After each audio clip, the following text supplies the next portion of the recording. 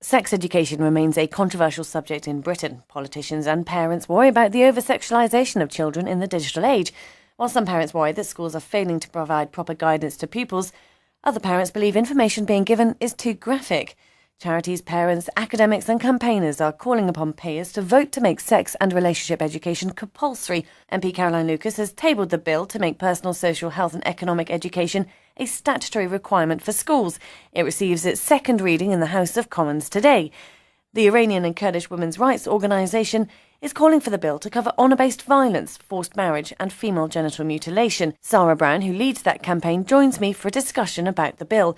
I'm also joined by Dr. Julia Hurst, once a secondary science teacher, now a reader in sociology at Sheffield Hallam University, and Anthony Osmich from the Society for the Protection of Unborn Children, which runs a campaign called Safe at School to remove graphic sexual material from the school syllabus. According to the Sex Education Forum, the quality of sex and relationship education fails to deal with the practicalities of getting help and advice. The recent survey by children's charity NSPCC revealed that more than a third of young boys are turning to the internet to fill the gaps left by the sex education they receive at school. First of all, I'll start with you, Sarah. Explain what aspect you want included in the bill and why. We think it's really important that the bill covers violence against women and girls and also addresses relationships, not just between a boy and a girl, a boy and a boy, and so on, but also relationships within the family. Because in our current society, we must recognise that young people go through lots and lots of pressures as they're growing up, and we must equip them to know their rights, to know where to get help, and also really brilliantly, this bill actually concentrates on training up teachers, making sure that teachers understand the issues, that if a child discloses an issue to them, they know what to do. And so we're really focusing in on making sure that schools have got the right policy. So it's looking at the whole package to make sure our young people are safe. And within that, we think it's really important that we address honour-based violence, forced marriage and female genital mutilation, because everybody needs to know their rights and to know how to help their peers and so on. So if we talk about these issues openly, that's how we'll have a safer society. OK, Julia Hurst, first of all, just tell us a little bit about your academic research and what you've found in terms of your experience dealing with teenagers and sexual education. I'd just like to begin saying a little bit. I used to be a secondary school teacher, so I used to teach 11 to 18-year-olds as a science teacher. And that's where I did my first experience of sex education and really finding out what young people were asking for. But what was most significant for me, I used to teach PE. And it's when girls were in the back of a bus going to a match, how they begin to ask questions. And I think I did my best pastoral work driving to matches like that in those informal spaces. From then, I've been since then, 25 years of research with young people ranging from 6 years to 25 years and with their parents. On top of that, as an academic, I have to critique all the evidence that comes out in terms of the associations between sex and relationships education and young people. And I'm concerned not just with that sex education should help or should contribute to preventing sexually transmitted infections or teenage pregnancy, but that it helps young people to communicate. It helps young people to think about what their needs are. It helps young people in this day and age to have the knowledge but also the skills to think about what they might do. And that's not about encouraging young people to have sex. It's about equipping them to know how not to have sex if that's their choice. But if they do choose to be in sexual relationships, to ensure that we've skilled them enough and given them enough confidence that it will be consensual, that there might be some enjoyment. And by enjoyment, I mean that they don't come away from it with regret or fears that it wasn't appropriate or any of the other things that quite happens in early sexual behaviours. And there isn't one piece of evidence that says that sex and relationships education is harmful. There's a lot of evidence about the positive side of what sex education can do.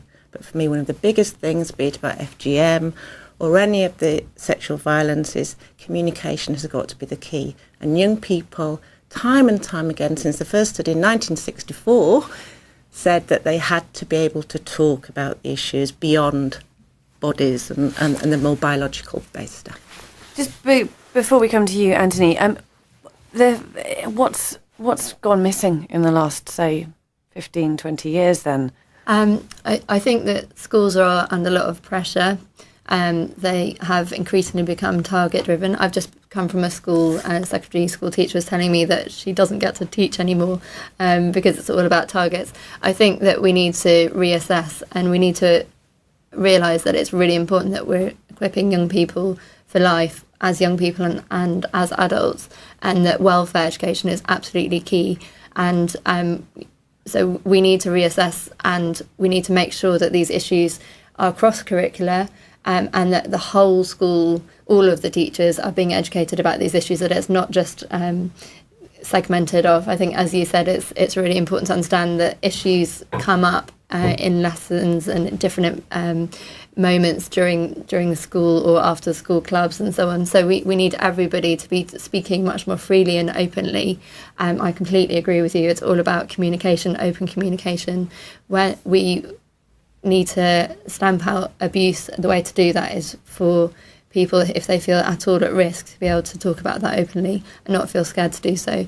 So I think it's about helping schools, supporting schools. It's really interesting to see that the National Union of Teachers are fully behind this. All of the teachers we speak to are fully behind it. We are actually going next week to speak to 700 trainee teachers at the Institute of Education. They have welcomed us with open arms because they know that their teachers are dealing with these issues anyway, and they want to have the confidence to know how to deal with them. And all teachers want to help, want their students to be, happy and healthy.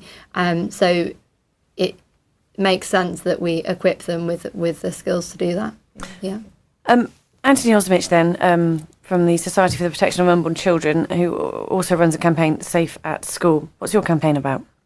Our campaign is about representing the views of parents who are very concerned about what is being taught in the classroom, the explicit, almost pornographic programs and teaching resources which are being used in some schools, and about empowering parents to take up and use their right and responsibility as the main educators of their children on sexual matters.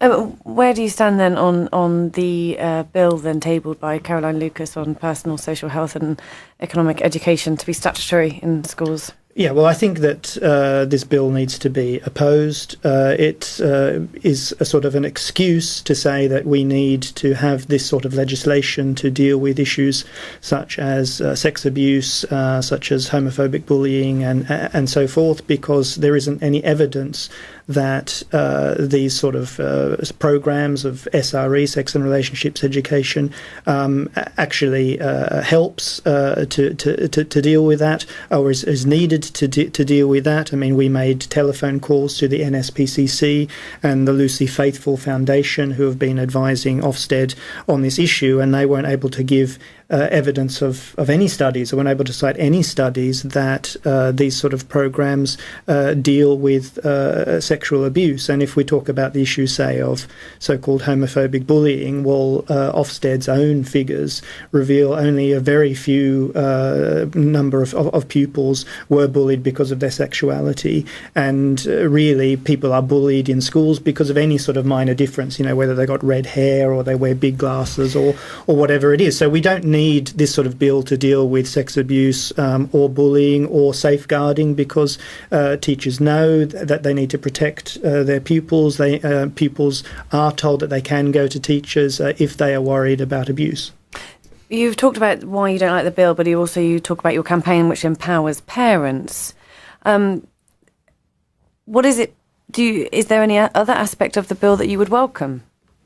There may be aspects of the bill that we will welcome, but really that we are concerned that this whole thing of the PSHE and SRE is being used as a cover for a narrow, liberal metropolitan mindset which endorses the idea that sexual activity is acceptable underage, that does countenance the idea that pornography is not morally wrong, and does not take into account the primary role of parents, which is recognised internationally, even in international law, as the main educators of their children in this regard, because they have a right to insist that what schools teach is in accord with their culture and values, not that of the Department of Education or lobbying groups. Have you visited a school recently? I mean, the classrooms are not always full of pupils that have parents who would be able to speak for them. That will be a minority. And therefore there's the role that a teacher plays in almost the bringing up of that child. Well, we mustn't hand over children to the state to be raised by them. It is a role either of parents, if children do have parents, or their legal guardians to raise those children, and those children are to be raised according to the culture and value of the parents, not according to teachers following guidance from the Department of Education. You know, our children belong to our families, they don't belong to the state. Who would like to respond to Anthony? I guess Julia, really, because of your academic research. I don't know where to begin, really, but the one thing for me is I appreciate what you're saying about parents, and I wish we lived in a world where every child was able to sit down with their parent and talk about things that matter to them, things that are upsetting them at school. But it really isn't the reality.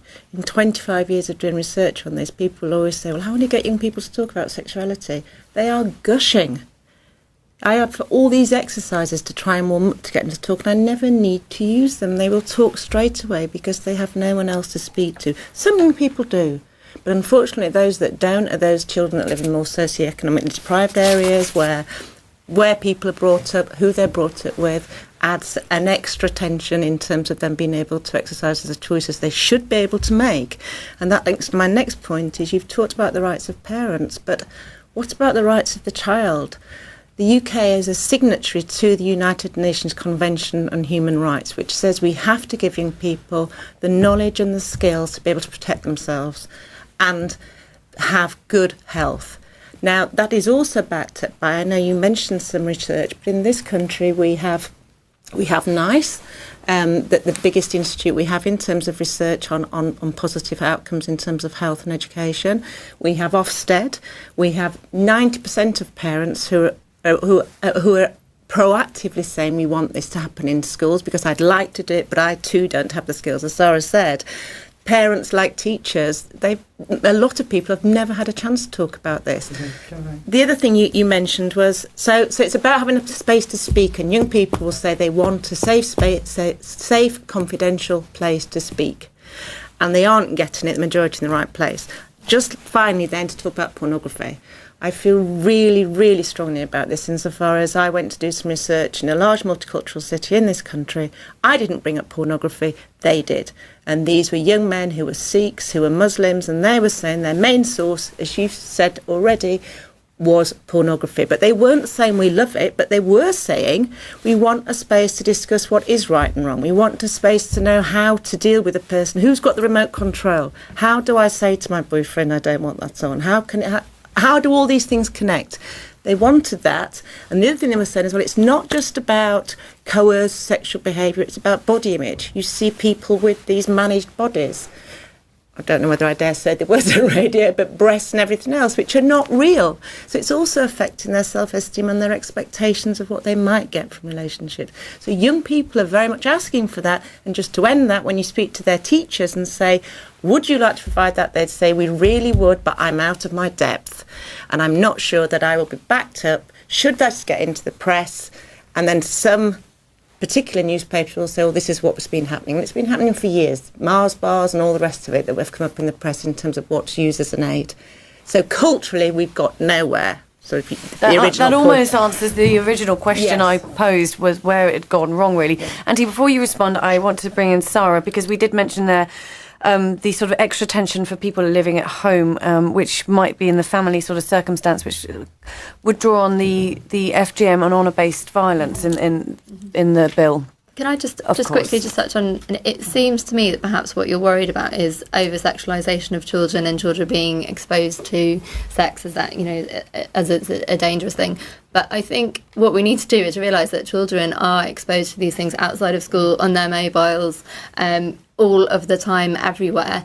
And therefore, that's the exact reason why it's so important that we get into schools and we teach young people about their rights not to be abused, self-confidence, how to say no how to have that confidence. I don't think we actually really should be on opposing sides here, because I think actually what we're getting at is the safety of young people. I think that's everyone around the table is actually that's the goal, safety of young people. So we need to be just realistic about the world. It's not just about you talking about like in the metropolitan areas and so on. I'm sorry, but people can access a mobile telephone anywhere across the country. So this is a national issue. And when we come on to issues about honour-based violence, forced marriage and FGM, we've done research from all police areas across the country, and these are issues that are across the country. We just need to be realistic about the society that we live in and equip people with those skills and that confidence so they can be safe. Anthony, then you're more than welcome to respond to Julia and Sarah in terms of, again, the sort of the reality of the situation, how you see it, really. Yeah, okay, we're talking here about cultural problems. We're talking here about parents who don't feel they're able to speak to their children effectively about sexual matters.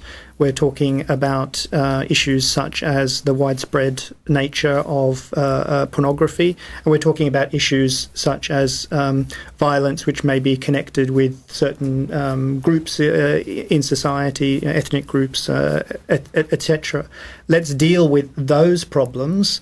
For example, if about pornography, saying pornography is everywhere and so on, we have a sexualised society and so on like that. Let's get a bill in Parliament to ban pornography. Let's get a bill to ban things which sexualise our children. Let's deal with that issue. If it's an issue about honour-based violence or female genital mutilation and so on like that, that's a matter for the police. That's not a matter for schools. Schools don't need to teach about that. That is something that is dealt with within the criminal justice system. And again, I come back to the issue of parents. If parents feel that they don't have the education and skills to teach children about issues relating to sexuality, will let us focus on helping them rather than hand over their responsibility and take away, in fact, their right to schools under the thumb of bureaucrats in the Department of Education who will draw up the guidelines to implement this legislation if it will be passed. The legislation is supported wholeheartedly by the National Union of Teachers. Yes, which has a radical agenda way past its remit to support teachers. It promotes abortion, it promotes homosexuality and so on. So radical left-wing organisation. Teachers as well. Could we also add that there are 22,000 young people who express their wishes via the UK Youth Parliament, and 22,000 young people voted in favour very strongly of wanting sexuality and relationships education in school. And I would just like to say, I think Sarah's right, we are on the same page. If it means, wouldn't it be a lovely world if we had enough resources to educate parents? But we do have those groups. We have parent to parent, we have Parent Line. There are lots and lots of groups to try and help parents, but they will still say, I feel out of my depth. I want to parent my child and I need an expert to help me in talking about subjects I've never talked about myself. Sarah, you wanted to pick up on a point. I suspect it was when Anthony mentioned the police dealing with the FGM and the honour-based crime. Yeah. Well, we strongly advocate a holistic approach. If we think about the people who are at risk, so they may be at school, so they need to be able to hear about these issues being talked about so that they know that their school understands these issues, they know their rights, they know that it's wrong that they're facing the abuse, they can come forward. So school plays a crucial role. Of course, the police play an important role there as well, our health services and so on. All services that work with young people need to know about these issues. But the school is somewhere where the young person will spend most of their time. And it's really, really important that we do engage with schools.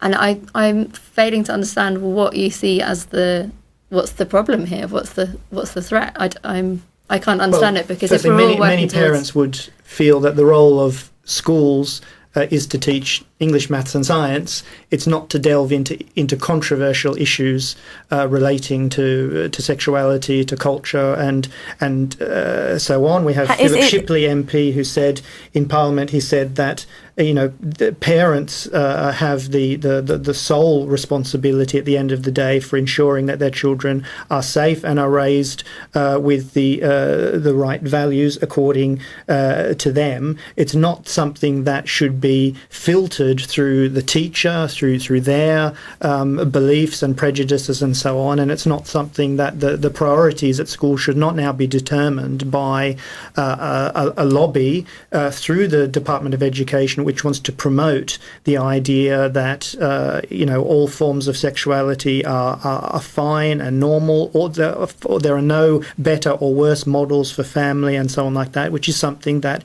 many parents do not believe in. They reject that. So that should be respected, and this area should be left out of schools, focused on parents. Schools can play a role in empowering parents to speak to their children about issues of sexuality, but it's not something that schools should take over as their primary role in place of the parents.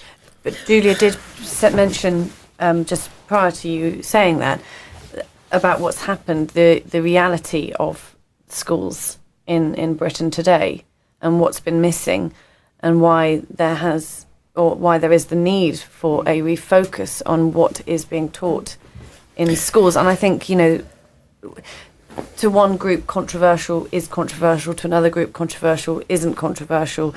And I suspect when you deal with controversial issues, they're controversial for the individual pupils as well. These children need the support and need to have an outlet, whatever that issue is. But I think that it's very difficult to define controversy. That's why schools should stay out of it, because schools are there to teach, English, maths and science. They're not there to teach issues which a substantial proportion of the parents in the school may be opposed to. So today, the question is that since you asked at the beginning what has changed or has not changed, and what has changed is that things have actually got worse. But as you said, Anthony, it is a cultural problem. It's not a cultural problem, it's a cultural issue, because we live in a culture. And we cannot understand each other or other people unless we look at those things in context of their culture and try and help everybody. But before I say any more, I want to say I find it really offensive that you're saying that young people who might be homosexual, and we need to know what normal is. That is normal. And I speak to a lot of young people, and we're conflating here very different issues.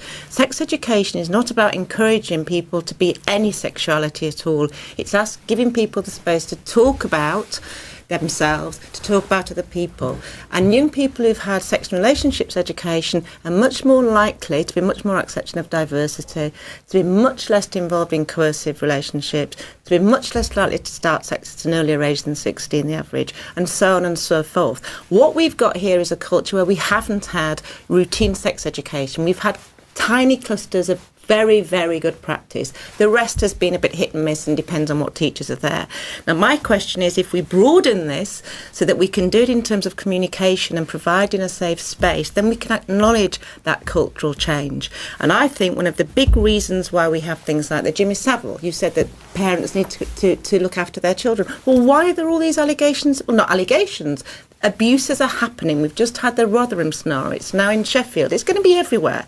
Now, how has that been allowed to happen? And my feeling about that is that the Jimmy Savile was allowed to happen because girls daren't speak up, because it was culturally more closed than it is now. They couldn't say to their mum and dad, my uncle's been touching me, because they'd have said, it's your fault. Girls have got no sense of doing that. And that became an issue around not being able to speak. We've got the situation in Rotherham where it's become an issue about racism and ethnicity.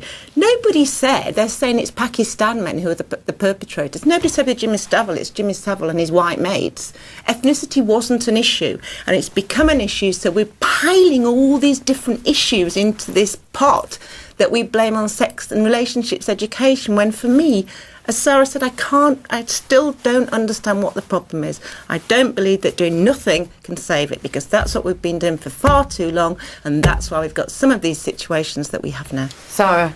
Yeah, I completely agree with you. Also, you're putting all of the responsibility onto the parents, but what about the many cases where the parents are the abusers, whether it's sexual abuse, FGM, honour-based violence, and so on?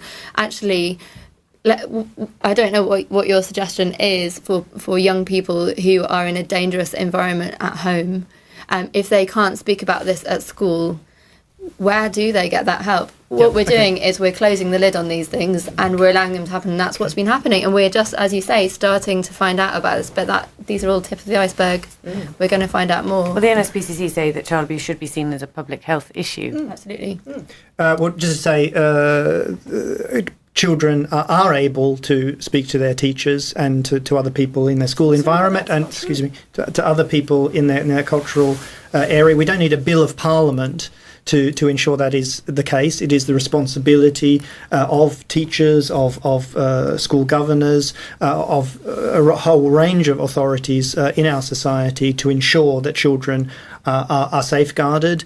They should, of course, know what the signs of abuse are and so on, and to act on that. I don't think we need a bill of parliament to deal with that. What about equality in terms of gender equality of young girls growing up with young boys and women and the way they're perceived in society? I only ask because on doing a bit of research for this discussion, I did speak to a teacher who delivers sexual education and relationship education to primary school children, and she felt that actually they do it in stages, and so the first stage in year 5 and 6, that's a really good time to talk about relationships and the equality of women and men.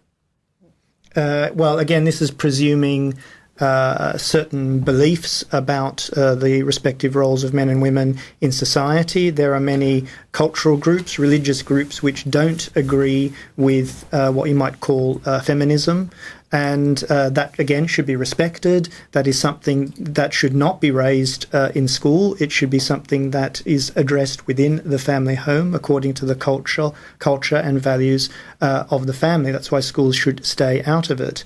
Now, in terms of, are these things successful? We're talking about patchy sex education and so on like that. Well, let's look at an example. Let's look at the teenage pregnancy strategy under the Labor government. Well, where that strategy was implemented, teenage pregnancies either didn't fall or, in fact, rose. That is the fact. And in fact, since the fall in the recent fall, than there have been for 20 the years. recent fall in teenage pregnancy rates, a large part of that is almost certainly because we have a more conservative cultural mix among young people in this country because of immigration.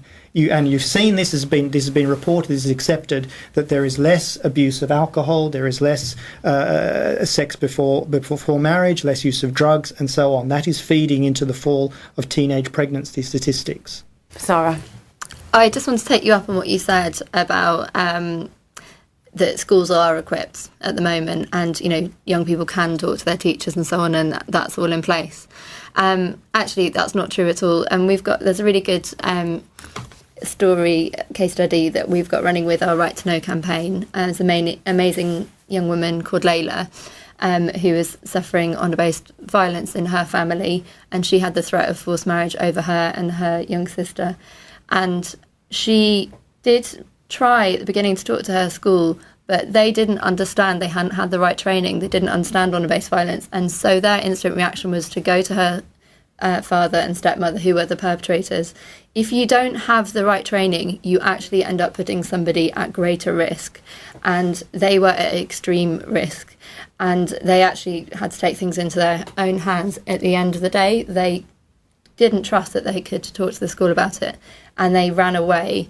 They're amazing sisters, and they've gone on to do really well without any help from the state, but they were in extreme danger. Now, we can't let that happen. Now, but this is not to do with the curriculum. And I'm sorry, but this bill, if you look at the bill, it's about training teachers as well as, and it's the whole package.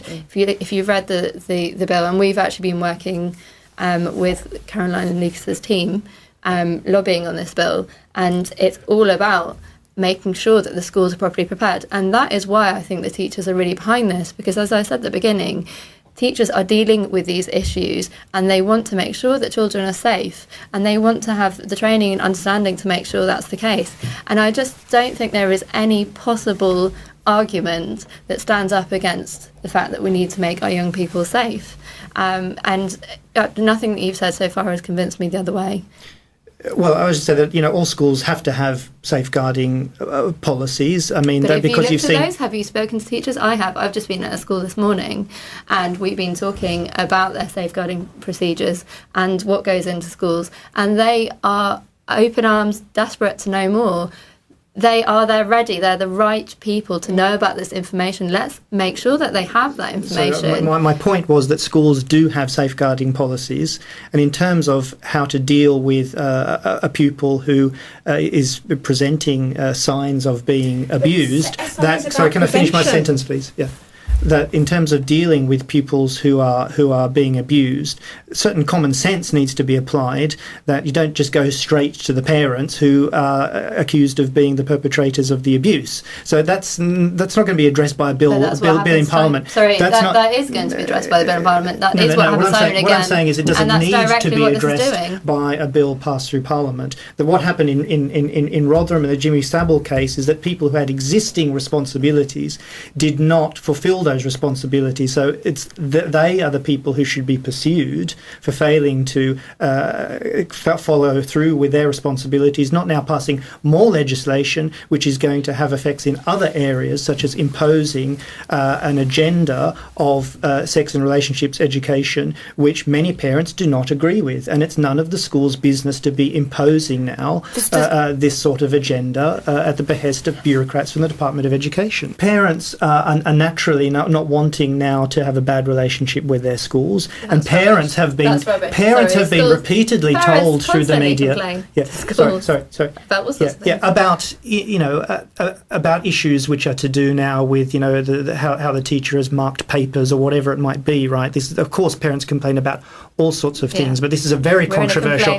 This is a very controversial issue, and this is something where certain communities feel marginalised because of the Sarah. So it's now as if you're suggesting that the parents aren't complaining, which, well, I think that works in our favour.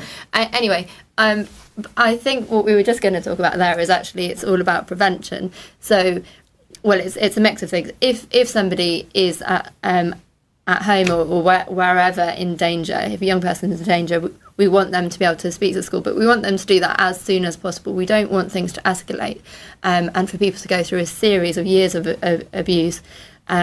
We want prevention. And before that, the other thing that's really important about going into schools is we're talking to girls and boys. So we're talking to potential perpetrators on both sides, and we're trying to encourage healthy relationships. And that is absolutely key. Now, I'm sorry, but at the moment, what you're saying is it's all down to parents.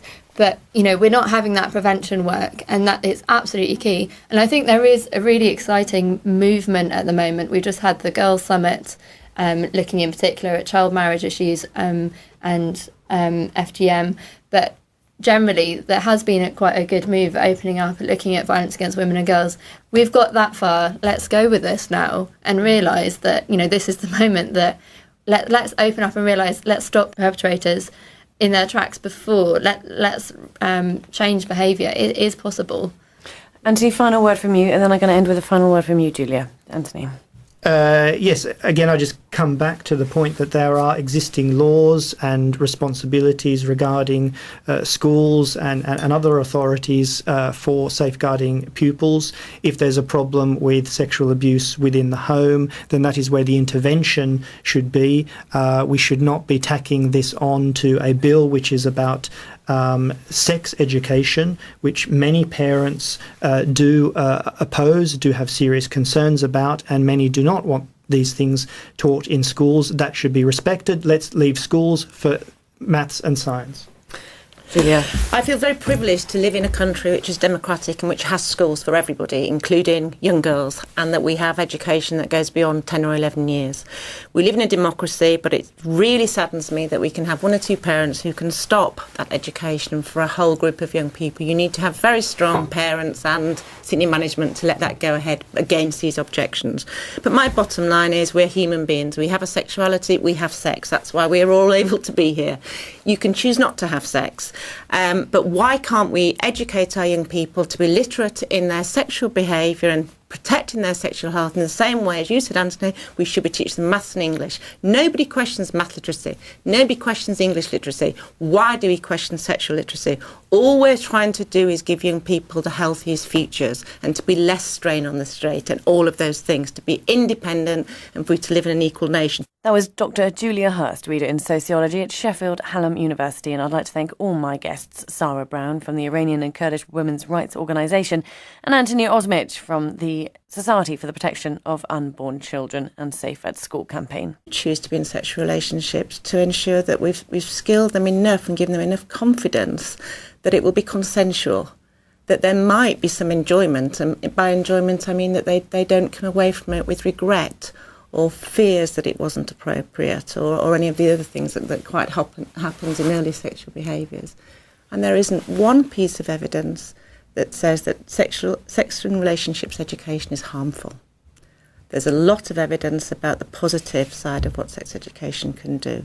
But for me, one of the biggest things, be it about FGM or any of the sexual violence, is communication has got to be the key. And young people, time and time again, since the first study in 1964, said that they had to be able to talk about issues beyond bodies and the more biological based stuff. Just before we come to you, Anthony, what's gone missing in the last, say, 50? How they begin to ask questions, and I think I did my best pastoral work driving to matches like that in those informal spaces.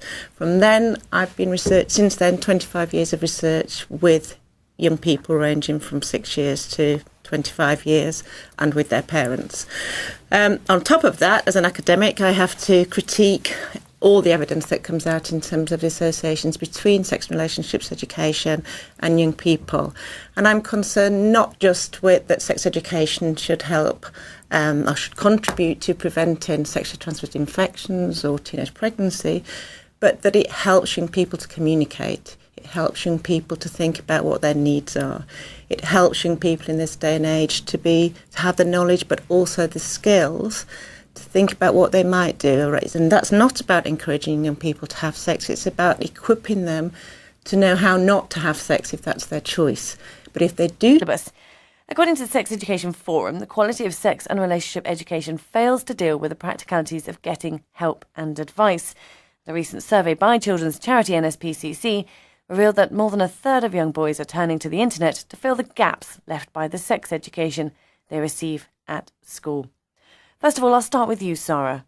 Explain what aspect you want included in the bill and why. We think it's really important that the bill covers violence against women and girls and also addresses relationships, not just between a boy and a girl, a boy and a boy, and so on, but also relationships within the family, because in our current society, we must recognise that young people go through lots and lots of pressures as they're growing up, and we must equip them to know their rights, to know where to get help. And also, really brilliantly, this bill actually concentrates on training up teachers, making sure that teachers understand the issues, that if a child discloses an issue to them, they know what to do. And so we're really focusing in on making sure that schools have got the right policy. So it's looking at the whole package to make sure our young people are safe. And within that, we think it's really important that we address honour-based violence, forced marriage and female genital mutilation, because everybody needs to know their rights and to know how to help their peers and so on. So if we talk about these issues openly, that's how we'll have a safer society. OK, Julia Hurst, first of all, just tell us a little bit about your academic research and what you've found in terms of your experience dealing with teenagers and sexual Education. I'd just like to begin saying a little bit. I used to be a secondary school teacher, so I used to teach 11 to 18-year-olds as a science teacher. And that's where I did my first experience of sex education and really finding out what young people were asking for. But what was most significant for me, I used to teach PE, and it's when girls were in the back of a bus going to a match. Sex education remains a controversial subject in Britain. Politicians and parents worry about the over-sexualisation of children in the digital age. While some parents worry that schools are failing to provide proper guidance to pupils, other parents believe information being given is too graphic. Charities, parents, academics and campaigners are calling upon payers to vote to make sex and relationship education compulsory. MP Caroline Lucas has tabled the bill to make personal, social, health and economic education a statutory requirement for schools. It receives its second reading in the House of Commons today. The Iranian and Kurdish women's rights organisation is calling for the bill to cover honour-based violence, forced marriage and female genital mutilation. Sarah Brown, who leads that campaign, joins me for a discussion about the bill. I'm also joined by Dr Julia Hurst, once a secondary science teacher, now a reader in sociology at Sheffield Hallam University, and Anthony Osmich from the Society for the Protection of Unborn Children, which runs a campaign called Safe at School to remove graphic sexual material from the school syllabus.